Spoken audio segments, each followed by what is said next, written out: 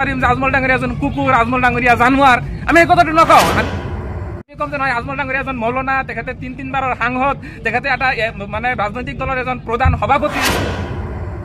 বেয়া শব্দ, এই শব্দবোৰ যাতে নোহোৱা হৈ যায়, ইয়াৰ কাৰণে আমি আল্লাহৰ ওচৰত দোৱা কৰিম। আপোনাৰ মাৰ্ঘেৰিটা সমষ্টিত ৫,০০০ মহিলাই ৰাইজৰ দলত যোগদান কৰিছে, যিটো অসমৰ ৰাজনীতিত প্ৰথম। এইটো কথাৰ দ্বাৰাই বুজা যায় যে আজমল এজন কাণ্ড জ্ঞানহীন মানুহ, তেখেতে এজন মৌলানা মানুহ। আমি এই আজমল ডাঙৰীয়াৰ প্ৰতিক্ৰিয়াটো পোৱাৰ পিছত আমি নিজেই মানে অবাক হৈ গৈছোঁ। এজন মৌলানা মানুহ হয়, অসমৰ এজন জ্যেষ্ঠ ৰাজনৈতিক নেতা, আৰু সেই এনেকুৱা মানে সৰু ল'ৰাৰ দৰে যে বক্তব্য দিছে, এইটোকে প্ৰত্যাপন্ন কৰে যে আজমলৰ ভিতৰত ফ্ৰাষ্ট্ৰেশ্যন আহিছে। আজমল ডাঙৰীয়াই তথা EIDF দলে ৰাইজৰ দলক চাই ভয় খাইছে, আৰু ভয় খোৱাৰ কাৰণে আজমল ডাঙৰীয়াই মানে বেলেগ ধৰণৰ পাগলৰ দৰে অলপ প্ৰলাপ বকি আছে। গতিকে আজমল ডাঙৰীয়াই সেইটো পৰ্যায়ত আমি কথা ক'ব নোৱাৰিম। এতিয়া তো উল্টাই আমি আজমল ডাঙৰীয়াক এই কথাটো ক'ব নোৱাৰিম যে আজমল ডাঙৰীয়া এজন কুকুৰ, আজমল ডাঙৰীয়া জানোৱাৰ, আমি এই কথাটো নকওঁ। আমি ক'ম যে নহয়, আজমল ডাঙৰীয়া এজন মৌলানা, তেখেতে তিনিবাৰৰ সাংসদ, তেখেতে এটা মানে ৰাজনৈতিক দলৰ এজন প্ৰধান সভাপতি। গতিকে আজমল ডাঙৰীয়াক আমি কুকুৰ আৰু জানোৱাৰৰ লগত তুলনা নকৰোঁ। তেখেতক মানে ওপৰলাই সন্মতি দিয়ক, ভাল জ্ঞান দিয়ক। তেখেতৰ মুখৰ পৰা এই যিবোৰ মানে অবাইজ শব্দ, যিবোৰ মানে বেয়া শব্দ, এই শব্দবোৰ যাতে নোহোৱা হৈ যায়, ইয়াৰ কাৰণে আমি আল্লাহৰ ওচৰত দোৱা কৰিম। কেৱল নামনি অসমত ঘূৰি থকা বুলি কয় সেই ব্যক্তিসকলে অসমৰ মানে ছ'চিঅ' পলিটিকেল ইছ্যুবোৰত সজাগ নহয়, সামাজিক ৰাজনৈতিক সম্পৰ্কে তেওঁলোকৰ জ্ঞানেই নাই। অখিল গগৈ যোৱা ডিচেম্বৰৰ ১ তাৰিখৰ পৰা ২৩ তাৰিখলৈকে উজনি অসমত জোৰদাৰভাৱে সভা কৰি আছিল। আপোনাৰ মাৰ্ঘেৰিটা, ডিব্ৰুগড়, যোৰহাট, গোলাঘাট, শোণিতপুৰৰ বিভিন্ন জেগাত।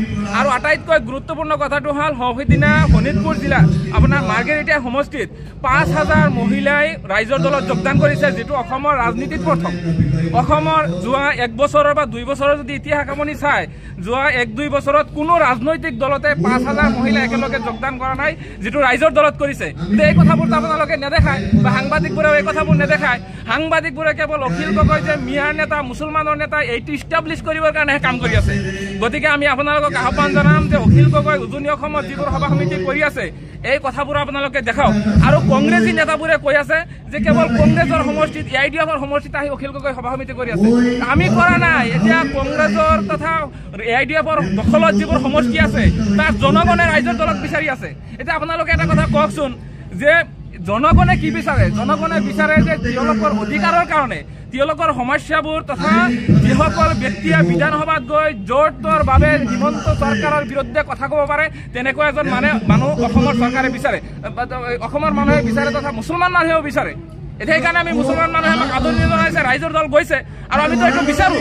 আমি কেৱল বিজেপি নহয়, এইটো কথা খাটাং যে আমি অসমৰ পৰা যিসকল ব্যক্তিয়ে, যিসকল ৰাজনৈতিক দলে মানুহৰ লগত অন্যায় কৰিছে, অসমৰ জনগণৰ লগত অন্যায় কৰিছে, সেই ৰাজনৈতিক দলটোক আমি ইয়াৰ পৰা শেষ কৰি দিয়াব লাগে। আজমলক খেদি মাৰি, আৰু কংগ্ৰেছৰ যিবোৰ গাদ্দাৰ নেতা আছে, কংগ্ৰেছৰ যিবোৰ হিমন্তৰ লগত দিনে ৰাতিয়ে বন্ধুত্ব কৰা, ৰাতি হিমন্তক গালি পাৰা, দিনত হিমন্তক গালি পাৰা, আৰু ৰাতি গৈ হিমন্তৰ ডাইনিঙত ভাত খোৱা, ৰিণিকী ভূঞাৰ লগত গোপন সম্পৰ্ক ৰখা, তেনেকুৱা নেতাকো আমি ৰাজনীতিৰ পৰা উৎখাত কৰিব লাগে। আৰু সেইটো আমাৰ ৰাইজৰ দলৰ জৰিয়তে সম্ভৱ। যিসকল মুছলমান নেতাই আজিৰ দিনতো অসমৰ আপোনাৰ ভূমিৰ সমস্যা, আপোনাৰ কি বুলি কয় নাগৰিকত্বৰ সমস্যা সমাধান কৰিব পৰা নাই, বিদেশী সমস্যা বা বিধানসভাত জোৰদাৰভাৱে কথা ক'ব পৰা নাই, সেই ৰাজনৈতিক নেতাবিলাকক, সেই মুছলমান ৰাজনৈতিক গাদ্দাৰবিলাকক অসমৰ ৰাজনৈতিক পটভূমিৰ পৰা উৎখাত কৰিব ৰাইজৰ দলে। আৰু এতিয়া মই জনগণক এই আহ্বানটো জনাম যে জনগণে বিচাৰে নে নাই যে তেওঁলোকৰ হৈ অখিল গগৈৰ দৰে আৰু 10জন বিধায়ক বিধানসভালৈ যাওক, আৰু এতিয়াৰ চৰকাৰে, হিমন্তৰ চৰকাৰে যিবোৰ দুৰ্নীতি, ভ্ৰষ্টাচাৰ আৰু মানুহৰ লগত যিবোৰ অন্যায় কৰি আছে, সেই অন্যায়ৰ বিৰুদ্ধে মাত মাতক। এইটো ৰাইজে বিচাৰে নে নাই? নিশ্চিতভাৱে ৰাইজে বিচাৰে। আৰু যাৰ কাৰণে আজিৰ দিনত ৰাইজৰ দলৰ সভাত হাজাৰ হাজাৰ জনগণ স্বতঃস্ফূৰ্তভাৱে ওলাই আহে। ৰাইজৰ বিভিন্ন ৰাজনৈতিক দলৰ সভাবোৰত মানুহ ভাড়া কৰি লৈ আহে। সিদিনা কংগ্ৰেছৰ মিটিঙত, আমাৰ বাগবৰত এটা কংগ্ৰেছৰ মিটিং আছিলে মন্দিয়া সমষ্টিত, আৰু তাতে আপোনাৰ ১ ডজন MLA আছিলে কংগ্ৰেছৰ। ৰকিবুল হুছেইন 10 লাখ ভোটৰ ব্যৱধানত জিকিছে। সেই ৰকিবুল হুছেইনকে আদি কৰি নামনি অসমৰ যিমান বিধায়ক আছিলে, গোটেইবোৰ বিধায়ক, 20জন বিধায়ক মঞ্চত বহি আছিলে, আৰু জনগণ আছিলে প্ৰায় মাত্ৰ 500জন।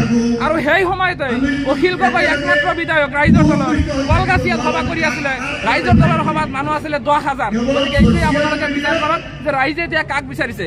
ৰাইজে EIDF, কংগ্ৰেছ, বিজেপিক সমানে সমানে বেয়া পায়। আমি তাৰ পিছতো বিজেপিৰ দৰে এটা চেক্ৰচেণ্ট বিজেপিৰ দৰে এটা আপোনাৰ সাম্প্ৰদায়িক অগণতান্ত্ৰিক সংবিধান মানি নচলা আইন নমনা এটা ৰাজনৈতিক দলক আমি উৎখাত কৰিব বিচাৰিছোঁ কংগ্ৰেছৰ লগত মিলি পেলাই। যাৰ কাৰণে আমি কংগ্ৰেছক এতিয়া আহ্বান জনাম যে আপোনালোকে নিজৰ যি অহংকাৰ যি দাম্ভিকতা সেয়া পৰিত্যাগ কৰক, পৰিত্যাগ কৰি ৰাইজৰ দলৰ লগত মিত্ৰতা কৰক আৰু আমি একেলগে অসমৰ ভূমিৰ পৰা বিজেপিক উৎখাত কৰিম। ধন্যবাদ।